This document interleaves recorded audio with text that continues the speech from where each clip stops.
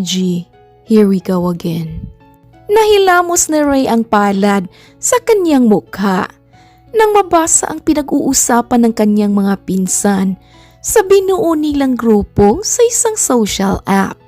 Napuno siya ng mentions ng mga pinsan at tinatanong kung may maisasama na ba siyang kapares sa kanilang family Christmas party na nagaganap taon-taon. Saktong nagring naman ang hawak na cellphone at nakitang ang pinsan niyang si Jerome ang tumatawag. Hey, panimula niya na animoy, walang lakas at walang gana. Hey, dude, anong nangyari? Bakit parang lantang gulay ka dyan Rinig pa niya ang mahinang hagikik ng pinsan sa kabilang linya. Alam mo na ang sagot dyan sa tanong mo, Jerome. Men, huwag mo nang seryosohin yun. Binibiro ka lang nila. Okay lang naman na umatin ng Christmas party kahit walang girlfriend Oh yeah, I know right? It's just that, syempre nagkakahiya at nagkakarindi na rin kapag paulit-ulit nila akong pinagtritripan As if naman talagang ako lang ang walang nobya sa lahat. Well yes, my point ka. Pero knowing you, ikaw ang pinaka-head turner sa ating lahat, dude. Kaya natural lang na ikaw ang makita nila. Pero hayaan mo na yun. Or we can rent a girl for you. How about that? Rent a what? A girl, babae men. Para mag-pretend na jowa mo at kasama mo lang sa party. Para tantanan ka na nila. What do you think? Gago ka ba? Ayoko nga. Ikaw bahala. Basta binibigyan na kita ng brilliant idea. Ikaw din. Really? At talagang tinawagan mo ako, Jerome? Para lang dyan sa silly mong idea? Thanks, dude. But I won't do it. Okay. Ikaw ang bahala. Tawagan mo lang ako kapag nagbago ang isip mo I'm willing to help. Sabay patay nito sa linya. Napairap na lamang sa kanyang mata si Ray at bahagya pang nahilot ang kanyang sintido. Taon-taon na lang ay ito ang problema niya. Naiinis kasi siya sa pangangantyaw ng mga pinsan niya tuwing nagaganap ang family Christmas party nila. Alam kasi ng mga ito na dalawa pa lang ang naging girlfriends ni Ray at marami ding mga babaeng nagkakandara pa sa kanya. Si Ray kasi ang klase ng lalaki na masasabi mong full package na. Lahat na yata'y nasa binata na, pero kahit na ganoon pa man ay mas maingat na si Ray ngayon sa pagpili ng babaeng mamahalin dahil ang mga naging ex niya'y kung hindi gold digger, sosyalera ay mga ritokada naman. Natigil siya sa pag-iisip at pumunta na sa kusina para kumain. Sakto namang nasa hapagkainan pa ang ama at ina na nooy patapos na rin kumain. Oh, iho, kumain ka na? Hindi ka na namin hinintay ng daddy mo dahil may kailangan pa kaming puntahan. Panimula ng Donya. Oh, it's okay ma'am. Aalis rin naman ako ngayon. Pupunta ako sa office. Oh, really? Akala ko ba gusto mong mag-leave? Oh, and by the way, anak, malapit na ang Christmas party natin Ma'am, if you're going to ask me kung may dadalhin ba akong babae, wala po. Wala akong girlfriend at wala akong dinidate ngayon. Pagputol niya sa sinabi ng ina. Nagkatinginan naman ang Don at Donya saka muling nagsalita. Oh, it's okay son. Hindi ka pa man huli sa biyahe, pero malapit na. Ernie, don't say that in front of Ray. Baka ma-pressure yan. Don't mind your dad, anak. Basta, ang gusto lang namin, mahanap mo na ang babaeng para sa'yo. Kahit hindi mayaman, ay okay lang sa amin ang dad mo. Basta't simple, pwedeng maiwan sa bahay, mapagkakatiwalaan, mahal mo at mahal ka. Pilit namang napangiti si Ray sa tinura ng ina. Alam niya namang hindi nagmamatter ang mga magulang sa estado ng buhay ng babaeng mamahalin niya. Ang importante lamang sa kanila ay mahal niya ito at mabait din. Ang dalawang naging kadate niya kasi ay hindi gusto ng kanyang mga magulang, lalong-lalo na ng kanyang ina, dahil masama daw ang ugali at halatang estado sa buhay lamang ni Ray ang nagustuhan. Basta ha, huwag ka nang makipag-date sa mga kagaya nung ipinakilala mo sa amin ng dad mo, anak. Naku, parang hindi ko gustong maging manugang ang mga yun. Ma'am, maski ako'y ayaw ko rin naman. Hindi nga kami umabot ng 1 buwan nun eh. And I guess, wala na ring babaeng katulad niyang sinasabi mo. Pari-parihas na lang sila. Uy, huwag kang magsalita ng tapos, anak. We never know. Baka hindi pa talaga tapos si God sa pagsusulat ng babaeng karakter para sa storya mo. Ay naku, ma'am. Wala ng fairy tale ngayon. Basta, naniniwala pa rin ako na may darating na babae para sa'yo. Huwag ka lang ma-pressure. You're just 28. You're too young. Tsaka, huwag mo nang isipin ang mga pinsan mong kinakantsawan ka, okay? Oh, Ernie, tumayo ka na dyan at baka malit na tayo. Son, we need to go. Baka bukas pa ang uwi namin early in the morning, ha? Yes, ma'am. Mag-iingat po kayong dalawa. Niyakap naman muna ng binata ang mga magulang, saka pa umalis ang mga ito. Matapos mag-almusal, ay bumalik na agad si Ray sa kanyang kwarto para maligo at maghanda para makaalis na rin papuntang opisina. Pagdating ay itinuon niya agad ang atensyon sa trabaho nang biglang sumagi sa isipan niya ang sinabi ng pinsan niyang si Jerome. Napailing siya sa naiisip. Rent? What a silly idea. Natatawa niyang bulong. Hanggang sa may pumasok na idea sa kanyang isipan. Kaya doon na siya natigil sa ginagawa at nag-isip ng malalim. At nang makapagdesisyon ay doon niya na tinawagan ang numero ng pinsang si Jerome at sinabi agad dito kung ano ang plano niya. Bagay na ikinahalakak nito ng sobrang lakas. What's funny, ha? Hindi joke yung sinabi ko, men. Naiinis na usal ni Ray. Okay. Alright. But it's just that hindi ko lang makontrol ang sarili ko sa pagtawa. I mean, really dude? Naisip mo yan all of a sudden? Sa ating dalawa, mas silly pa yung idea mo eh. Yeah, I know. Pero what if dito ko makita ang babaeng para sa akin? Ano yan? Social experiment? Dude, wala nang ganyan. Magrenta ka na lang. What if nga lang eh? Alam mong ayaw ko na sa mga babaeng kagaya ng mga nakadate ko before. Ang gusto ko lang naman ay makahanap ng babaeng sempo at iyong mamahalin ko habang buhay. Nox, okay din, good luck na lang sa iyo ah. Pero sigurado ka ba talaga dyan? Papahirapan mo lang ang sarili mo eh. I don't care. This is my idea at gagawin ko to. Okay, tatapusin ko lang ang trabaho ko at sisimulan ko na. Ikaw bahala, dude. Okay, balitaan mo lang ako mamaya ha. Alam ni Ray na nakakatawa nga ang idea niya. Ang gusto kasi niya ay magpanggap na pulubi na may daladalang karatula. At plano niya na kung sino ang magugustuhan niyang babae at magugustuhan din siya ay dadalhin niya sa family Christmas party nila para isorpresa ang kanyang mga magulang. Kaya naman pagkatapos ng kanyang trabaho ay ibinili niya na ang lahat sa kanyang sekretarya at nagmamadali ng bumaba para isagawa ang plano. Ang driver niya ring si Mangkulas ang pinasulat niya sa karatula ng Pasko na, kailangan ko ng jowa. Bagay na ikinatawa pa nito. Naku sir, bakit nyo naman po kailangang ipasulat pa yan? Marami na pong nahuhumaling sa inyo. Manong, plano ko po kasing magpanggap na pulubi eh. Po? Kayo po sir? Opo Manong. Nakakadala na kasi ang mga past experiences ko eh. I date to marry, at hindi para may matawag lang na girlfriend.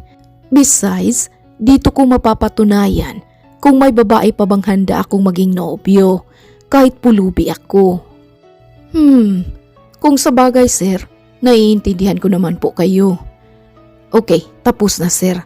O sige po sir, saan po ba tayo pupunta? Sa palengke lang manong.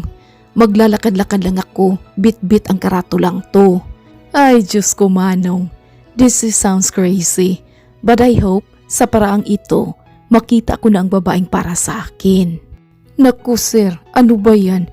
Okay, good luck. Pero teka po, ganyan na po ba ang ayos ninyo? Opo manong. Why? What's wrong? Sir, walang maniniwala na pulubi kayo. Teka, dumaan muna tayo sa ukay-ukayan sir at bibili na rin ako ng uling para medyo madumihan yung damit mo. Ha? What's ukay-ukayan manong? You mean, damit ng mga patay? Po? Sir, hindi po ah. Ang mga damit sa ukay-ukayan, iyan yung mga damit na galing sa ibang bansa. Kadalasan dyan, donations or pinagliitan na. Grabe ka naman sa damit ng mga patay, sir ah. Naku, dyan pa naman ako laging nakakabili ng mga branded na damit. Oh, sorry manong. Yan kasi ang naririnig ko sa iba eh. Well, at least now I know. Tara na po. Tumango naman ang driver at isa-isa na nga nilang ginawa ang plano. Nang nagmuka ng pulubi si Ray, ay doon na siya bumaba sa kotse. Saktong walang taong nakakita. Mainit ang sikat ng araw at hindi siya sanay. Pero dahil nandito na siya, kaya kailangan niyang panindigan ang nasimulan. Nagpalakad-lakad lang siya sa kalye. Bit-bit ang karatula at nagbabaka sakaling may lumapit sa kanya. Samantalang ang dalagang si Marina May, agad napansin ang isang binatang may bit-bit na karatula. Tiningnan niya iyong mabuti at kung hindi lang sa madumi nitong damit na suot, ay hindi siya maniniwalang isa itong pulubi. Bukod kasi sa gwapo ito, sobrang kinis din ng balat nito na parabang naliligo sa gatas. Ngunit ang ipinagtataka ng dalaga ay nang mabasa niya ang bit-bit nitong karatula, ay hindi pera ang hinihingi nito, kundi jowa. Doon na siya napangiti. Oh gosh, kakaiba din ang trip nitong lalaking to eh. Wala na ngang makain, jowa pa ang unang hahanapin. Naiiling niyang wika. Pero in fairness, gwapo siya. Dagdag pa niya. Hindi naging madali para kay Ray ang ginagawa dahil wala talagang pumapansin sa kanya. May mga nakikita siyang babae na parang nahuhumaling sa muka niya. Pero kapag nabaling na ang mga mata ng mga ito sa kanyang suot, ay ramdam niya ang pandidiri ng mga ito. Hanggang sa natapos na lamang ang isang araw ay wala pa ring nangyayari. Kaya bagsak ang balikat ni Ray na bumalik sa kotse. Mukhang hindi yata effective sir. Wala pong lumalapit eh. May gusto sanang lumapit kanina sa pag-uobserba ko pero biglang umayaw. Saan ni Mang Kulas? Yeah, dahil sa suot ko. It's obvious manong, ayaw nila sa pulubi. Well, sino ba namang magkakagusto sa isang pulubi, right? Malay mo naman sir. So, ano pong plano nyo ngayon? Well, ipagpapatuloy ko pa rin to. Nasimulan ko na ang pagpapahiya sa sarili ko eh. Susuko pa ba ako? Good thing manong, walang nakakakilala sa akin dito. Kaya hindi ako masyadong nahirapan. So, babalik po tayo dito bukas sir? Oh yeah, yes manong. Balik tayo dito bukas. Pinal niyang wika. Pagdating naman nila sa bahay, ay naligo agad si Ray. Sakto nang matapos siya, ay ang pagtunog naman ng kanyang cellphone at si Jerome ang nasa screen. Napairap na lamang si Ray dahil mukhang alam niya na kung ano ang pakay ng pinsan. Hey, panimula niya. Oh, men, kumusta? Kumusta ang experiment mo ha? May kumagat ba? Wala. Wala pa. Wala pa? Wait, you mean, ipagpapatuloy mo pa talaga ang plano mo? Yeah, of course dude. Kilala mo ako. Ako ang klase ng tao na hindi sumusuko. Hanggat hindi ko nakukuha ang gusto ko, I won't stop. What? Paano kapag umabot yan ng 1 taon? So 1 taon kang maging beggar? Ay, naku. Kaya lowest ang Philippines sa comprehension eh. You know what? Ginagawa ko to para may madala ako sa party. Pero dahil ayaw ko na doon sa mga kagaya ng mga kadate ko dati, kaya ito ang paraan ko. Kapag ganito kasi, malalaman ko kung sino ang babaeng handa pa rin akong kausapin at lapitan despite what I look. Kapag naman natapos na ang party at wala pa rin akong mahanap, titigil na ako. Oh, I see. Now I got it. Grabe ka dude. Talagang walang impossible sa'yo, no? Pero, paano naman kapag may nakita kang babae? Hindi, good. Dadalhin ko siya sa party and I will date her. Pero syempre, kailangan ko rin munang mag-obserba. Kasi mahirap na. Pinal niyang wika dito na sinang-ayunan naman ni Jerome. Kinabukasan ay iyon pa rin ang ginawa ni Ray. Hindi na rin muna siya pumasok sa opisina at ipinagkatiwala na lang niya sa sekretarya ang lahat. Ganoon pa rin, bit-bit pa rin ni Ray ang karatula. Pero natapos lamang muli ang araw na iyon ay wala pa ring lumalapit sa kanya. Hanggang umabot na ng 3 araw siyang pabalik-balik doon. Kaya sa pagkaintrega ni Marie na 3 araw na ring nakikita ang binata ay doon na siya lumapit. Wala ka pa bang nahahanap na jowa dyan? Pabiro niyang hirit na ikinabigla naman ni Ray. Nasa likuran kasi nito at nang makalingon ang binata at makita kung saan galing ang boses, ay pagkamangha agad ang sumalubong sa kanya. Maganda ang babae at simpleng-simple lang ang suot nitong plain t-shirt at pantalon. Napangiti naman muna si Ray sa katumugon. Wala pa nga eh. Bakit ka naman kasi gustong-gusto mong magkajowa? At sa Pasko pa talaga? Gusto kong magkajowa para may kapares naman ako sa Christmas party namin. Diretsa niyang sagot. Oh, ganun ba? Kaya pala, imbes na panghihingi ng pera, ang isulat mo dyan sa karatulang hawak mo, jowa ang hinahanap mo. Natatawa pa niyang wika. Nox, pati ba naman ikaw? Tinatawanan din ako? Oh no, hindi naman sa ganon. Hindi ko lang kasi talaga mapigilan eh. 3 araw na kasi kitang nakikita dito. Pero ni isa ay walang lumalapit sa'yo. Good luck na lang dyan sa trip mo, mister. Pero kung ako sa'yo, hindi ko na itutuloy yan. Wala nang matinong babae ngayon. What? Wala na? Talaga? Ikaw ba? Sinasabi mo bang hindi ka rin matino? Natigilan si Marie sa sinabi ng binata. Dahil hindi niya naisip, nakasali na pala siya sa babaeng siya mismo ang tumutukoy na hindi matino. Doon na siya bahagyang natawa. Oh, ako? Siyempre, matino ako, no? Pero hindi lang naman mga babae ang hindi matino ngayon eh. Kundi pati na rin lalaki. Ang dami ng manluluko sa panahon ngayon. Wala nang pinipiling kasarian, mapababae man o mapalalaki. Kaya ayaw na ayaw kong mag-boyfriend eh. Di bali nang tumanda akong dalaga, wag lang akong masaktan. Talaga ba? Hindi ba't parte ng pagmamahal ang masaktan? May narinig kasi ako dati na kapag nagmahal ka, dapat handa ka ring masaktan.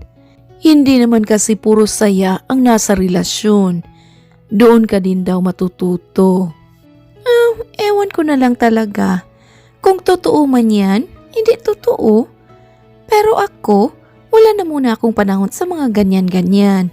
Mas pinagtutuunan ko muna ng pansin ngayon ang pag-aaral ko dahil huling semester ko na to at magtatapos na ako sa kolehiyo. Nabigla at namangha si Ray sa sinabi ng dalaga.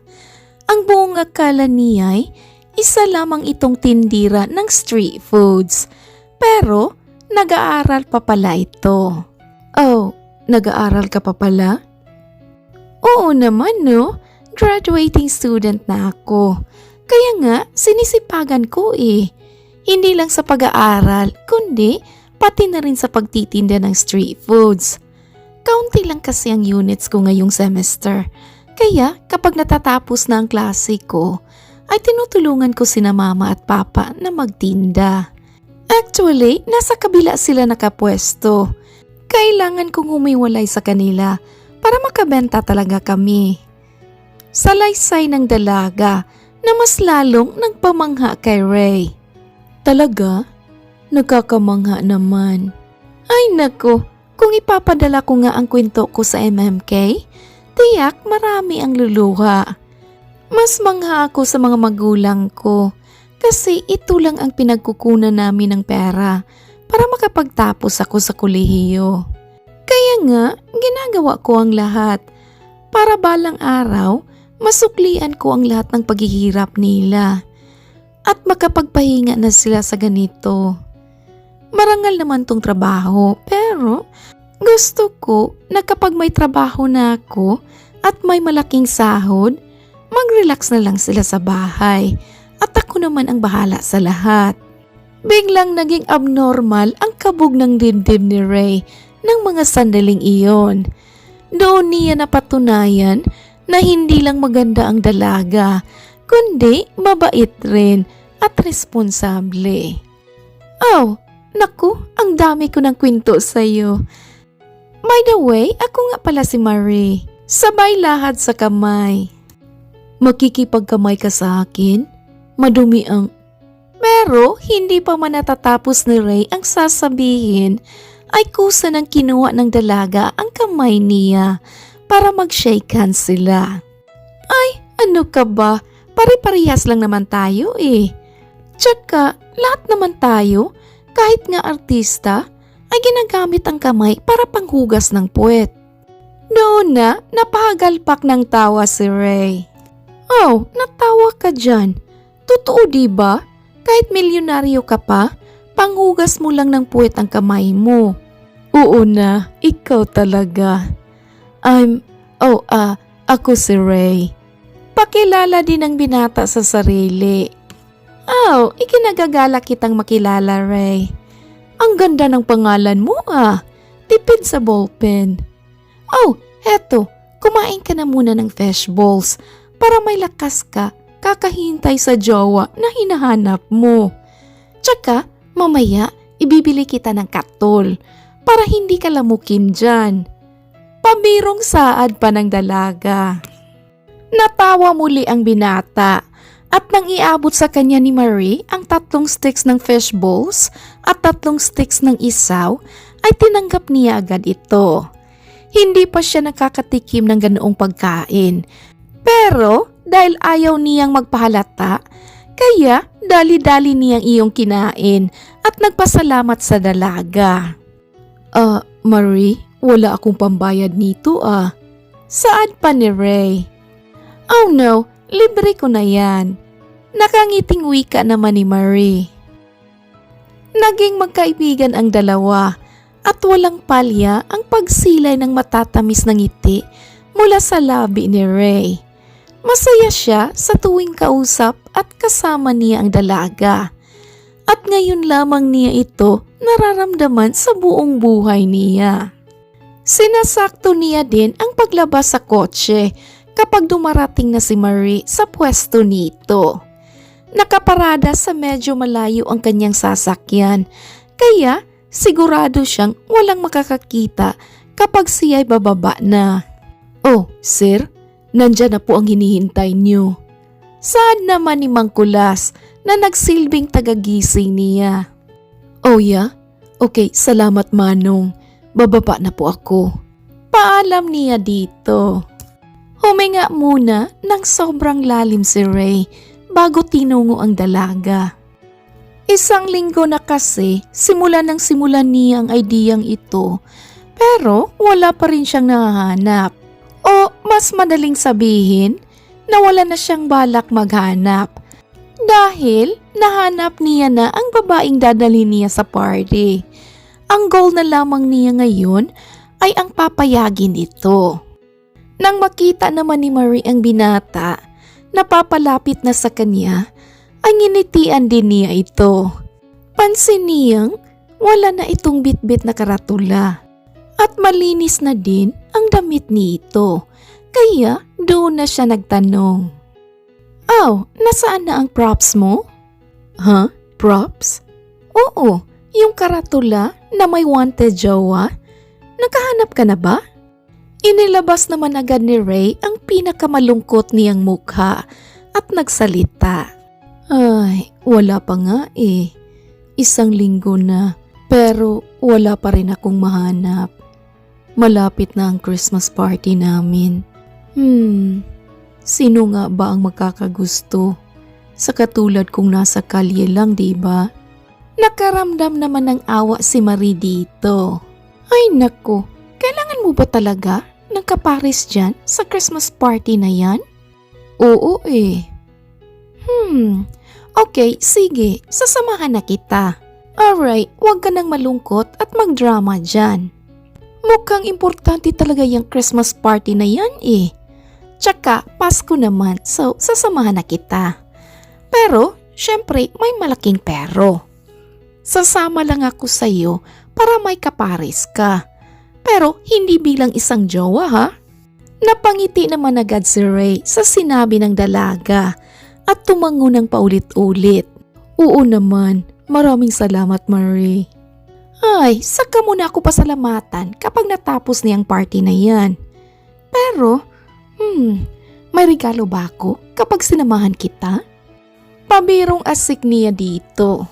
"Aba, syempre, kahit ano pa ang gusto mo, basta't kaya ko, ibibigay ko sa iyo." Doon na rin napatawa ang dalaga dahil hindi naman talaga siya naghahangad ng kapalit sa pagsama niya sa binata. Bukod doon ay alam niyang walang-wala rin ito. May nalalaman ka pang kung ano ang gusto ko ha? Okay, what if gusto ko ng kotse? Pabirong wika ng dalaga. Okay, pwede. Pwedeng-pwede. Saad naman ni Ray dito. Joke lang. Ito naman oh. Kahit laro ang kotse, huwag ka nang mag-abala.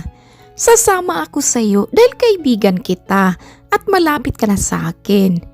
Tsaka wala akong hinahangad na kapalit. Parehas lang naman tayong walang-wala eh. Ang kaibahan lang natin, may mga pagkain ako dito. Ikaw, wala. Tawa ng dalaga sabay turo sa tinda niyang street foods.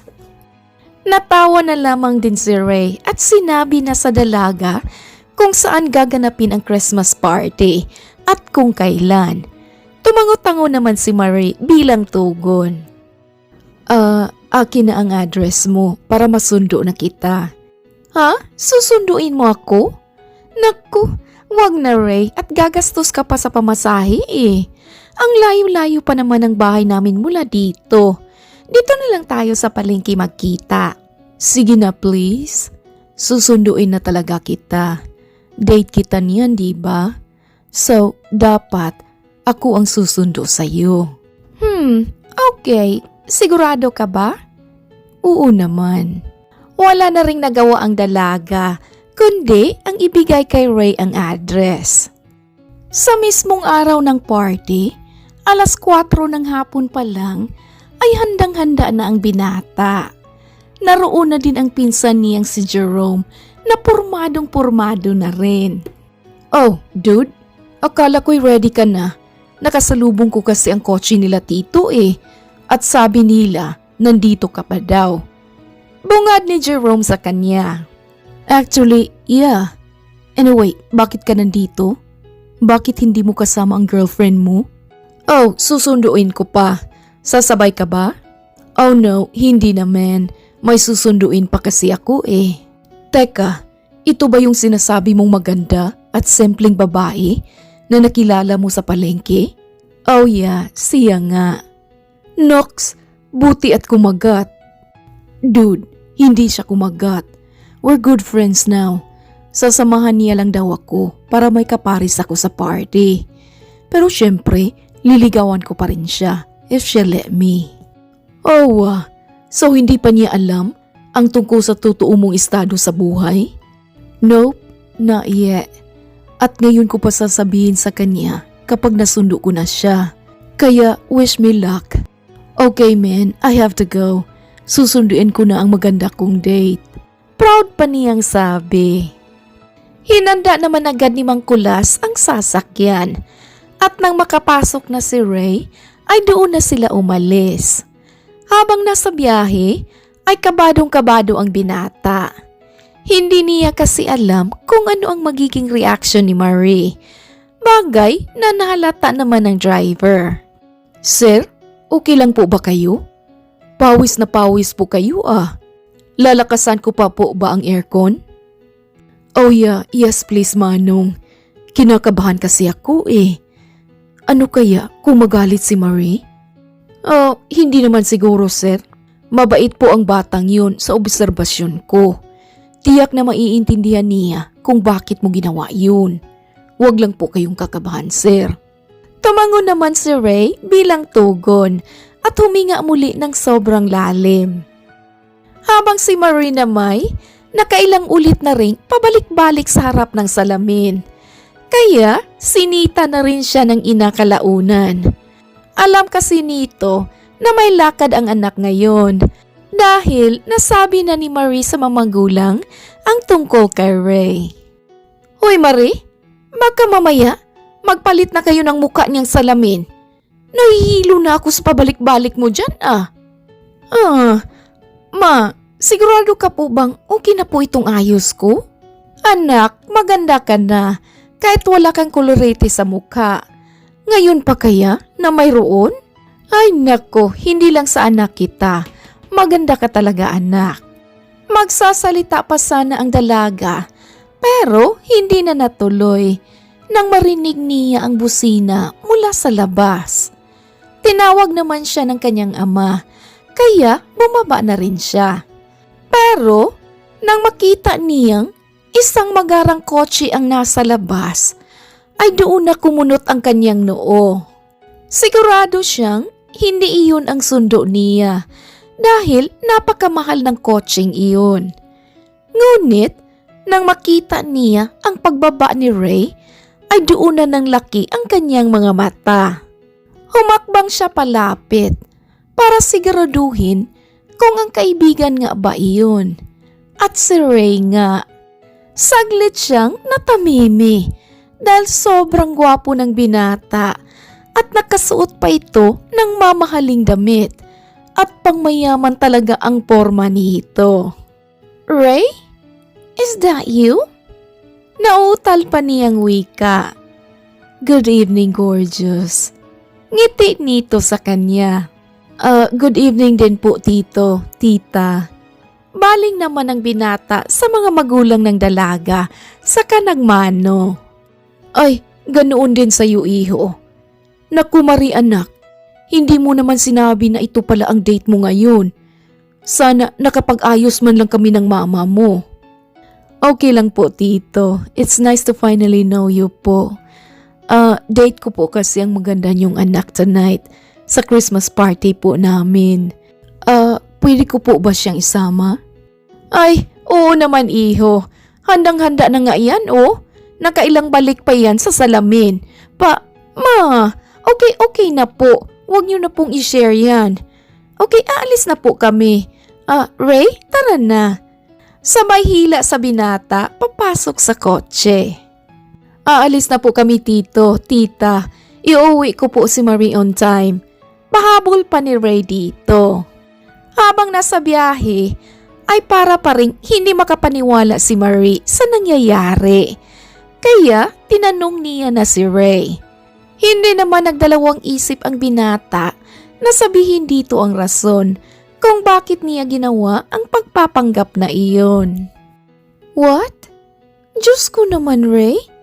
Pinapakain pa kita ng isaw. Hindi pala sanay ang sikmura mo dun. Naku, sorry talaga. Bakit ikaw ang nagsusorry? Ako nga dapat ang magsorry sa iyo dahil nagsinungaling ako. Ano ka ba? Siyempre, naiintindihan ko naman ang punto mo, no? Mahirap na talaga sa panahon ngayon. Marami nang manggagamit. Pero, teka, kung mayaman ka at pupunta tayo ngayon sa family Christmas party niyo, ibig sabihin, mga mayayaman rin ang nandoon? Oh no! Wait, bakit? May problema ba? Ray, nakakahiya itong suot ko. Tingnan mo naman to. Sa ukay ko lang to nabili Hindi to bagay sa pangmayamang party. Okay, ang mabuti pa, bumalik na lang ako sa bahay. Ipapahiya lang kita doon Napangiti naman ang binata at hinawakan ang kamay ng dalaga. Oh no, hindi mo ako ipapahiya dahil nakakasiguro akong ikaw ang pinakamagandang babae doon ngayong gabi. You know, I choose you. At ikaw ang patuloy kong pipiliin. Ang totoo nga niyan, I really like your look tonight. Napaka-simple, yet napaka-head turner. Sa sinabi ni Ray, ay hindi na rin naiwasan ni Marie ang pamumula ng kanyang pisngi. Kinikilig siya sa sinabi ng binata. Kaya, para hindi iyon mahalata ni Ray, ay nakangiti niyang binalingan ang daan sa labas ng kotse. Pagdating ay hinawakan agad ni Ray ang kanyang kamay hanggang sa sila'y makapasok sa mismong venue. Pinagtitinginan naman ang dalawa habang si Marie namay nakakaramdam pa rin ng hiya dahil kung ikukumpara ang suot niya sa suot ng mga kababaihang naroon ay wala siyang panlaban. Pero dahil nakikita niyang proud na proud si Ray na siya ang kasama nito, kaya nginingitian na rin ni Marie ang lahat ng makakasalubong nila hanggang sa nasa harap na sila ng mga magulang ni Ray. Oh my gosh, Iho! You surprised us! Is this? Oh my! Siya na ba? Makahulugang wika ng Donya. Yes, ma'am. She's my date tonight. Siya po si Marie. Marie, this is my mom and dad. Hello po, magandang gabi. Pasensya na po at medyo di ko napaghandaan ang gabing to. Hindi ko po kasi alam na bonggang party pala ang pupuntahan ko. Nahihiya pa niyang usal. Oh no, Iha, you're amazing tonight. I love your outfit, lalong-lalo na naka-light makeup ka lang. Alam mo, ang gandang-ganda mo. Saad ng Donya. Naku, nakakataba ng puso naman po yan, ma'am. Ay, don't call me ma'am. Ano ka ba? Call me tita. Tawagin mo ring tito ang dad ni Ray. Or, call us mom and dad na rin. Since doon naman ang punta niyan, diba? Hirit ng matanda. Natawa na kinikilig naman si Marie dahil hindi niya alam kung ano ang itutugon sa sinabi ng Donya. Maya-maya pa ay lumapit na rin sa kanila si Jerome at manghang-mangha ito nang makita si Marie. Grabe men, ito na ba yun? Oh, hi. I'm Jerome, Ray's most handsome cousin. Pakilala nito sa sarili. And this is my girlfriend Eunice. Muli nitong sambit. Hi, ako naman si Marie. Nice to meet you. Ngiti na rin ang dalaga sa dalawa. Marami pa silang nilapitang mga kamag-anak ni Ray at nagpakilala. Hindi naman nakaramdam ng pagkailang ang dalaga dahil mababait at hindi mga mata pobre ang mga kadugo ng binata. Napagpasyahan naman ni Ray na ipasyal muna si Marie, kaya naglakad-lakad lamang silang dalawa habang nag-uusap. You know what, Ray? Mga friendly naman pala ang mga kamag-anak mo, no? Nakahinga ako na maluwag dun. See, I told you. Hindi ka dapat kabahan dahil they're all nice. Mga kantsawero nga lang minsan, lalo na sa akin kapag wala akong nadadalang partner sa party. Oh, kaya pala, napaka-importante nito sa iyo ah. Now I know. Pero at least, panatag ka na ngayon. Oh yeah, and knowing na kilala ka na ng family ko, it means hahanap-hanapin ka na nila sa akin. Huh? Talaga? Ganun ba yun? Oo naman. Actually Marie, hindi lang naman partner dito sa party ang purpose ng ginawa ko eh. Ginawa ko rin yun para makita at makilala ang babaeng mamahalin ko. Hindi nakapagsalita ang dalaga sa sinabi ni Ray dahil tilabay nakuha niya agad kung ano ang ibig nitong sabihin. You know what? I like you the very first time I saw you, Marie. Sa lahat, ikaw lang ang babaeng lumapit sa akin nang walang pandidiri and all. Hindi ka nagdalawang isip na makipag-usap at makipagkaibigan. Sa kwento mo, I saw how good you are as a daughter and as a person. At alam kong mas pinaprioritize mo ngayon ang studies mo. Kaya hindi ka pa ready to be in a relationship. Pero gusto ko lang din na malaman mo na handa akong maghintay. Hanggang kailan ka magiging handa? Ipinapangako ko rin na hinding-hindi ako magiging hadlang sa mga pangarap mo. Ikaw lang ang babaeng gusto ko. And please, huwag mo nang ituloy ang plano mong maging matandang dalaga. Dahil nandito na ako. I won't let that happen. And I won't hurt you. Mahaba nitong lintaya. Ang pagabing lang rumihistro sa mukha ng dalaga ay agad napalitan ng matamis na ngiti. You know, ang totoo niyan, gusto rin kita, Ray. Yes, tama ka. Na-prioritize ko muna ang studies ko for now. But it's all up to you if you're willing to wait and if we're really destined for each other. Why not? Masaya na si Ray sa naging sagot ng dalaga. Kaya naman, isang mahigpit na yakap ang iginawad niya dito. Nang mga sandaling iyon din, ay doon na ibinigay ni Ray ang regalo niya para sa dalaga. Oh, Marie? Oh, sorry, hindi ako nakapag-wrap ng regalo for you eh. Kaya ito na lang. Sabay abot sa maliit na box. Oh, ano to? Open it. Binuksan naman agad ng dalaga ang maliit na box. At doon niya nakita ang isang key. Wait, susi? Para saan to, Ray? Ngunit, imbis na sumagot, ay dinala lamang ni Ray ang dalaga sa isang sulok ng lugar. Pinapindot niya ang susi para umilaw ang kotse. Nanlaki naman ang mga mata ng dalaga sa nakikita. Ray, ano to? For you, Marie. Diba, nangako ako sa iyo na may regalo ako? Wait a minute. Ito ba yung biruan natin? Na may regalo ba ako? Na gusto ko ng kotse? Ray naman. Joke lang yun. Oh no, for me, hindi biro yun. May ibigay naman talaga ako, pero hindi ko pa alam. But since you mentioned it, so iyon na. Well, if that's what you think, para sa'yo pa rin to. Merry Christmas, Marie, and thank you for coming here with me.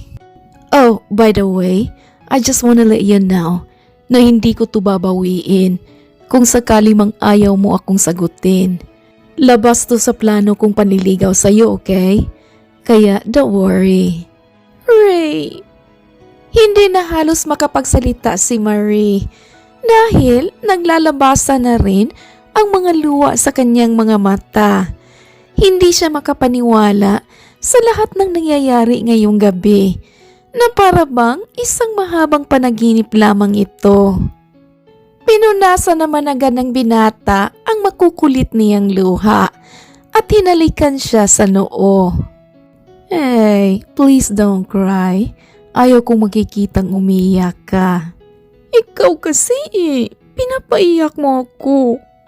Sa sobrang saya nga ng dalaga, ay agaran niyang niyakap ang binata. Tinugo naman agad iyon ni Ray at sinubukan agad nila ang kotse nito. Si Ray na mismo ang nagmaneho dahil hindi pa marunong ang dalaga. Kaya, nang gabing iyon, ay magkahalo ang nadarama ni Marie. Labis-labis ang pasasalamat niya kay Ray ng mga oras na iyon. Noon din ay hindi pumalya ang binata sa pagpapasaya kay Marie. Nilulugar niya rin ang sarili niya kapag busy ang dalaga sa eskwela. At nang saktong graduate si Marie sa kolehiyo, ay doon na narinig ni Ray ang matamis na ng dalaga. Wait. Totoo ba to? Sinasagot mo na talaga ako? Aha, totoo Ray. I want to start my new journey with you. At gusto ko, kasama kita sa paglalakad ko, papunta sa pangarap ko. Mahal na mahal din kita. Oh jeez, hindi mo alam kung gaano mo ako napasaya ngayon. I love you so much. Naiiyak nitong wika at niyakap ng mahigpit ang dalaga. I love you more, mahal ko. Ngiti rin ni Marie dito. Naging masaya ang relasyon ng dalawa at nasa likod lagi sila sa isa't isa. Nagdadamayan kapag may problema at patuloy pa rin nagmamahalan. Di naglaon ay nagpropose na rin ng kasal si Ray sa nobya. At isang malakas at punong-puno ng pagmamahal na yes ang isinagot ni Marie dito. Ikinasal sila at naging ganap ng mag-asawa. Lumipas naman ng isang buwan ay napag-alaman nilang nagdadalang tao na si Marie. Kaya labis-labis ang saya ng mag-asawa. Dahil sa wakas ay magiging isa na silang masayang pamilya. The end. Oh my goodness, how sweet! Ang ganda! Perfect for this holiday season. Oh my goodness. Don't you know, I wrote this story plot the other day while making our Christmas tree. Habang busy ang kamay ko sa paggawa ng Christmas tree, busy din ang utak ko creating the story. Oh my goodness. So I had to stop and write this story plot para hindi ko malimutan. And then I sent it to Regine. At ito na. Ang ganda, right? Oh my goodness. Okay mga kakulay, I hope your Christmas is filled with joy this year. Wishing you and your family peace, health, happiness, and prosperity in the coming year. From our family to yours. Merry Christmas! Thank you mga kakulay. This is Ethel McMenamin saying, bawat buhay ay may kulay. Thank you and take care. Dagan kayong salamat. Maayong Pasko. See ya!